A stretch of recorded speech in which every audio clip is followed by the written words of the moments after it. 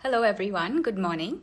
My name is Hena Mehta, and I am super excited for our chat today with Mansi Mahansaria. Before we get started on that, as a quick introduction to Basis, we are a first of its kind platform that is laser focused on the financial independence of women. We have a ton of financial educational content. We run communities that have become these large support groups for women to guide and mentor each other as we're navigating sort of different situations in life, whether it's work or our businesses or home. Etc. And we're also curating a set of financial services all tailored towards women. Great. So I think we're ready to start with Mansi. I'm going to invite her to this chat. And while I'm doing that, for those of you who've tuned in, please do keep questions ready. We want to make this as interactive as possible. So whether it's around changing careers, starting a business, balancing all of this with motherhood, we'll be covering it all. So please do keep your questions coming in, and we'll try our best to answer them. Okay, I'm going to add Mansi to this call. 1 second. Great. Hi, Mansi. How are you? Hi, Hannah. Good morning. Morning. Thank you so much for doing this chat. We're super excited to hear your story. And yeah, let's start. Please tell us a little bit more, about your journey, what it's been like so far. You've done a variety of things, made a switch, pretty big switch in the middle. So yeah, tell our viewers on career journey so far. Sure. So, Hannah, firstly, a big thank you to you and Apurva. I love your cause. You're empowering women to get financially knowledgeable and make their own money decisions. That's fantastic, and I'm really privileged to be a part of today's chat. Um, my journey started as a salaried professional initially. I was working in the private equity world and honestly loving every bit of it. It was a very cushy job, very mentally stimulating. But after a few years, I felt an urge to create something of my own. You know, Mm-hmm. I felt a kind of emptiness. I felt like the effort that I was putting in a job and the cream was being taken by someone else, you know. So I thought that what if I put this kind of effort in creating my own enterprise? Mm-hmm. Could it be something bigger? That's Right. the question that prompted me. Another reason for this switch was I love having the freedom of time. And Yeah. in my job, it was like a 9 to 7 job. There were pressures, and I couldn't, focus as much on what I wanted. So I thought that running a business would give me that freedom of time. So therefore, I made the switch. Yeah. I started Just Deliveries, not knowing how challenging it's going to be, not Right. knowing that the freedom of time I was looking for would actually be the very opposite for the first few years. Mm-hmm. Very operational heavy business, took a lot from me. But today, 5 years down the line, I am very happy with my decision. After the initial years of effort, today we are at a place where we are comfortable, where we are profitable, and where I am able to get the freedom of time that I always wanted.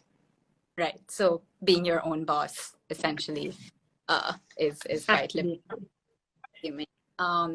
So what was it switching from, you were ideally doing private equity there. Um, I mean, I'm sure it was a big change with building something from scratch, and not only scratch, like bootstrap. You put in a little bit of your own money into just delivery off. So what were you thinking? What was that sort of process like with?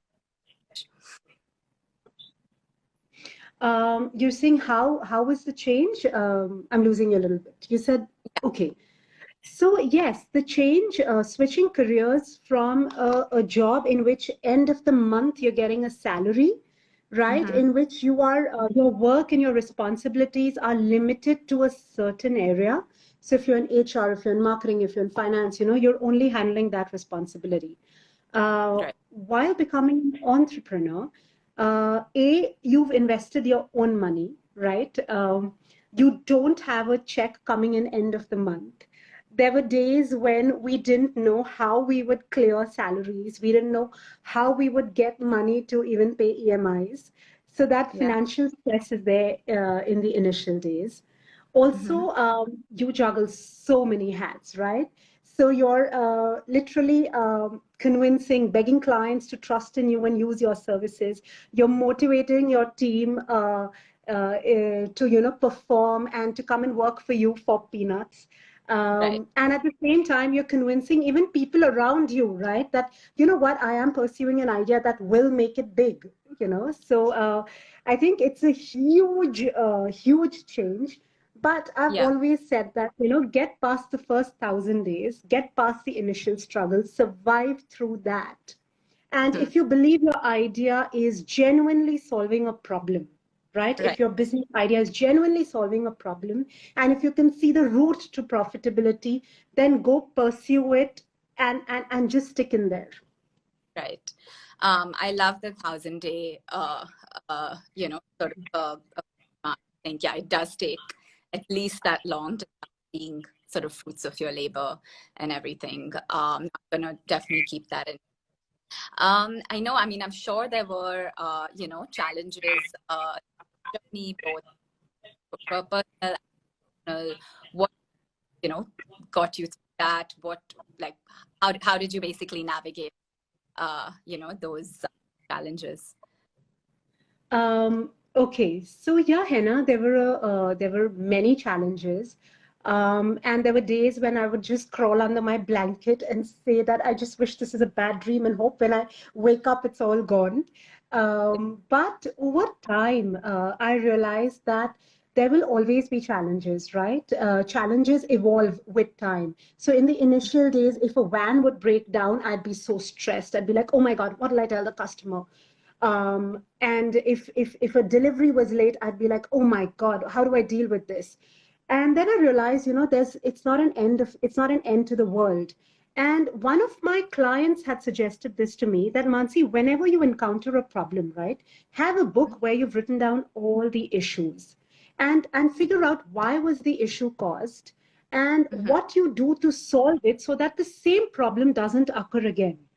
I Right. think that has helped me because even today, whenever there is an issue, we understand that issues will never go away, but how we react, how we respond, and how we ensure that the same issue doesn't replicate will make Mhm. us stronger. And Right. B is that it's not the end of the world. There will be problems, but it's not the end of the world. Every problem is an opportunity to learn and to get better. So I think that Right. philosophy has helped me and continues to help me today as well. Yeah. I think that's a very sort of healthy philosophy, right? Like we are building business at basis as well. And to your point, while it is a problem point that's being solved, it does take those, people say a couple of years are essentially just surviving and then, really, you start thriving, etc. So I love that. Like issues will always be there. It's how you resolve address them. That sort of makes the difference. In fact, I think there was a quote I read recently, like if entrepreneurship was easy, everyone would do it, right? Which so it's Absolutely. um, and I mom as well. What's that been like? I don't necessarily, I don't know how I feel about the word mompreneur. I know that's a thing these days, but how has that been? Motherhood, and kind of your business. Uh, how have you kind of managed it all? Sure. So, in fact, when my son was 4 years old, that's when I decided to stop my job and switch into business. That was Okay. one of the major reasons for the switch. And i- again, for a woman, for a mother, it's always a balancing act. Yeah. What has really helped me is two things. One is at my work front, I ensure I empower my team, right? So I do not micromanage, right? Mm-hmm. they share in my vision, they understand what we are working towards. And it's Yeah. amazing. It's amazing how everyone goes the extra mile, right? They don't stick to what they're supposed to do, and they go Yeah. the extra mile, which gives me a lot of freedom. So Yeah. tomorrow, if I have to go to school for the entire day, I know my business is going to run because my team understands what we are doing and they're empowered to take decisions. Yeah. So I think empowering your team members, trusting in them, giving them roles that they would not themselves believe they could do, Mhm. helps a lot. And at the same time, at the home front, having a very supportive family has Yeah. been a blessing for me. Whether it's Right. my husband, whether it's my mother-in-law, whether it's my kids, they all, Mhm. again, share my vision. They understand what I'm doing. They respect me for what I'm doing. And therefore, I've been really lucky to have a supportive family who pitches in. Like right now, when we are going through this pandemic and my work has completely changed, right? They Mhm. understand that I'm at work from 6 a.m. till 11 p.m. I'm on my phone, I'm managing orders, and the amazing support I get from them. Yeah. Again, just blessed. So balancing both, getting the buy-in from both sides is so important.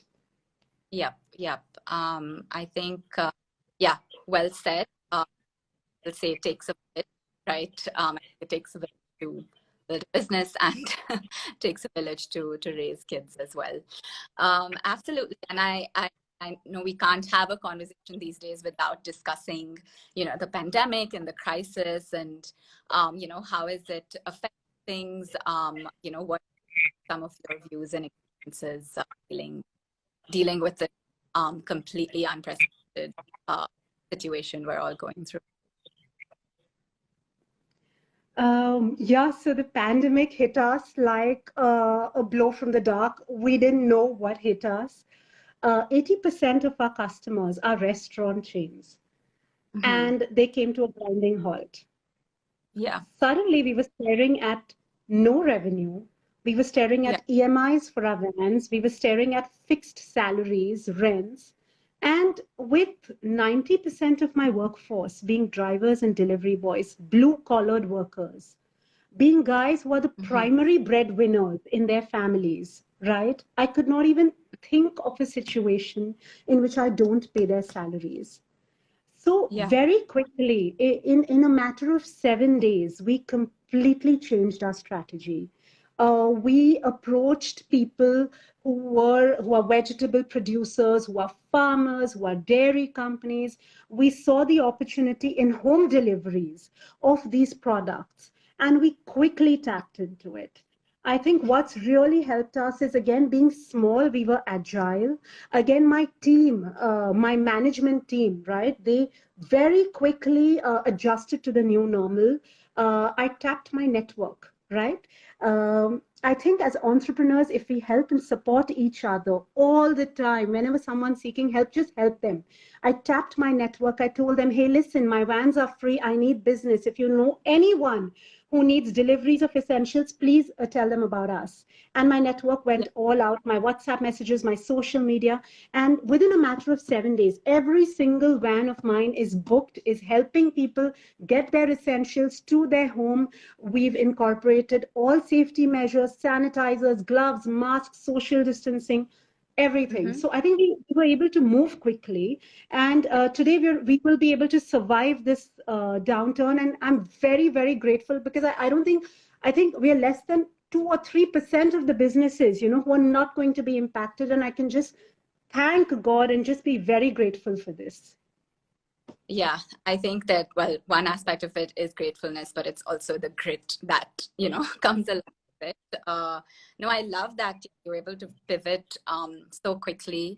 I think it's super, I guess it's super easy to fall into the spiral of, losing revenue and growth and, pay, pay my team and things like that. But be able to find that in this environment, well, I think that's super inspiring.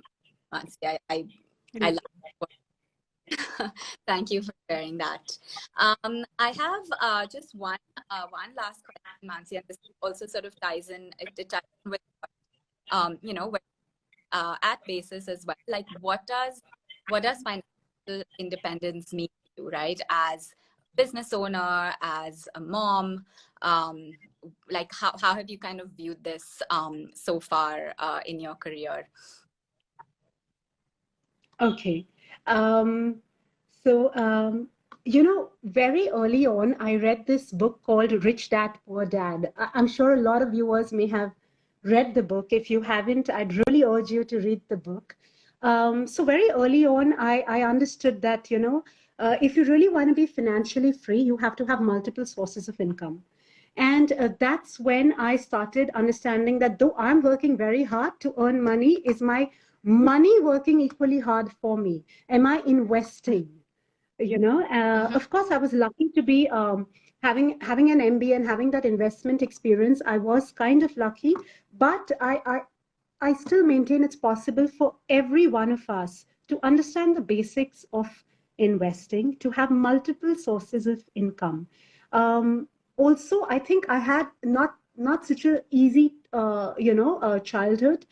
We were always financially, just not so good. So Mm-hmm. I grew up valuing money, and when I started earning, I used to ensure I save my money. I was very prudent. I used to invest from day one.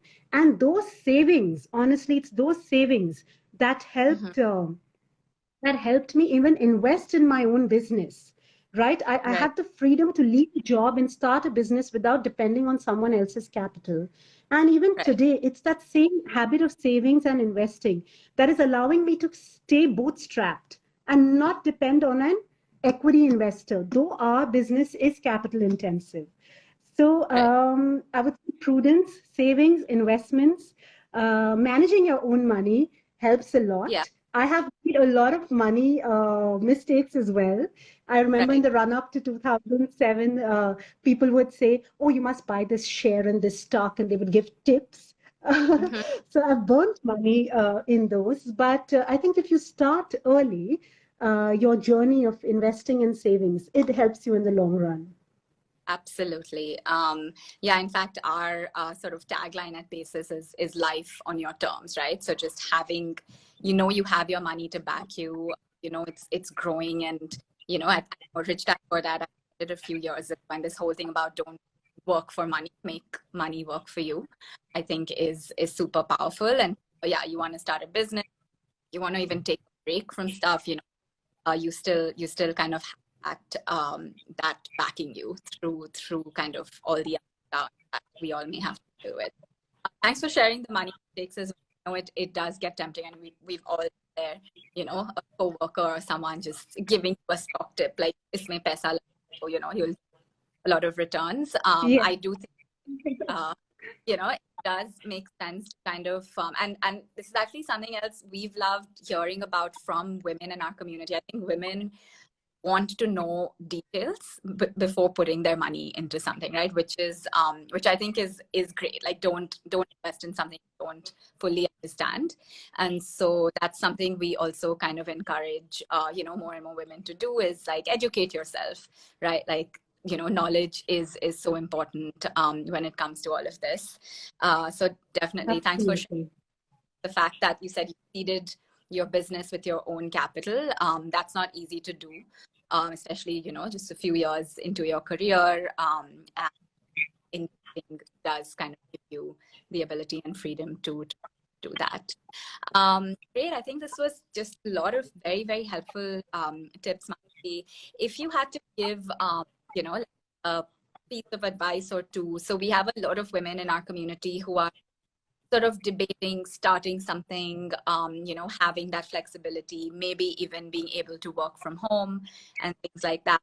Um, what would your kind of, two or three pieces of advice for them? Sure, sure. All you budding women entrepreneurs, all you entrepreneurs, we have a lot of ideas, and you must validate your idea, right? You must ask around. You must see, is your idea really solving a pain point, right? Is it going to be really meaningful to somebody? And once you know the answer to that is yes, that you are actually solving a pain point, then just Mhm. get started. Do not overanalyze, do not overthink. As my husband tells me, I overanalyze, but do not Yeah. overanalyze. Go with your instincts, go all out. You may make mistakes, you may shut down. It's fine, right? But just get started early, because it's only when you start, right? Yeah. And that's when you start evolving your business. That's when your idea takes firmer shape. You may pivot. Mhm. Test your idea, check that it is solving a real problem, and then get started. Do not overthink it. This is your chance, this is your opportunity. Do it while you're passionate about it. Right.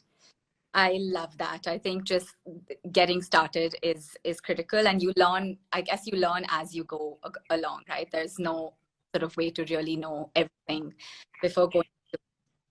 Great. I think that's a wonderful note to sort of end this chat. I think we've got a few comments on just what an inspiring story you've had, Mansi. A few people asked about the book we were talking about, called Rich Dad Poor Dad.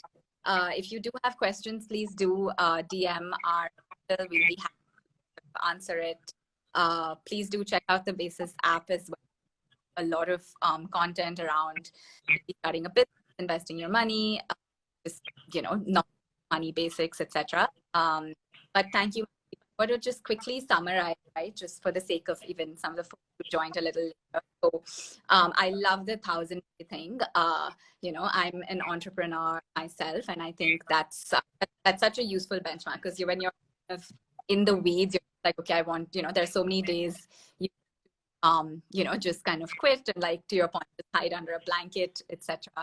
And there'll always be challenges. I think maintaining that log and understanding how you're dealing with issues and these is something that's useful as you sort of build and grow the business. Empowering your team at work and creating that solid support system even at home is what will sort of help you stay, I think, in general, but then also be able, you'll be able to kind of focus your energy on kind of building a business, just being able to do the balancing act as a mom and a business owner. And yeah, just being nimble, being able to see, opportunity when it may seem more challenging, with your 7 day turnaround during the pandemic.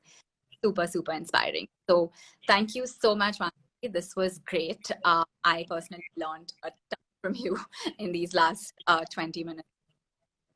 Thank you so much. And have a great weekend. And hopefully, yeah, we'll get to meet soon as well. Thank you, Henna. Thank you, everyone. Thank you, my whole family who's logged on. That's family support. Thank you so much for this opportunity. Thank you. Thank you. Bye.